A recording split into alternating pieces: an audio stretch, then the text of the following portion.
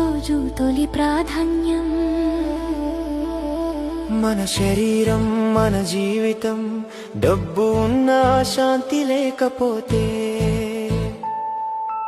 ఆనందం దూరమవుతుంది. ఆరోగ్యం ఉన్న చోటే జీవితం వెలుగుతుంది. రోజులో ఒక గంట మన కోసం, జీవితానికి పెట్టుబడి అదే. ఈ రోజు శ్రద్ధ పెట్టిన ఆరోగ్యం రేపటి జీవితాన్ని పొడిగిస్తుంది. ఒత్తిడి పెరిగిన ఈ రోజుల్లో మనసు శాంతి అవసరం. బయట ప్రపంచం కోసం కాదు, లోపల మన కోసం సమయం.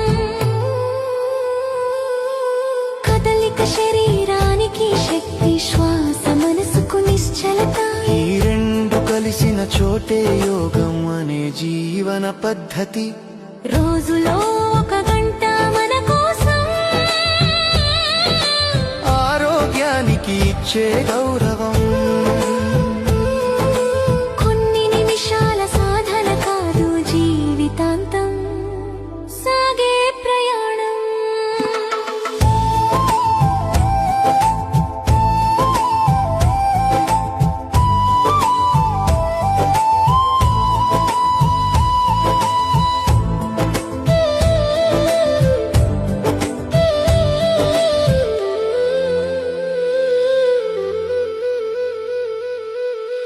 యోగం అంటే ఆసనాలే కాదు,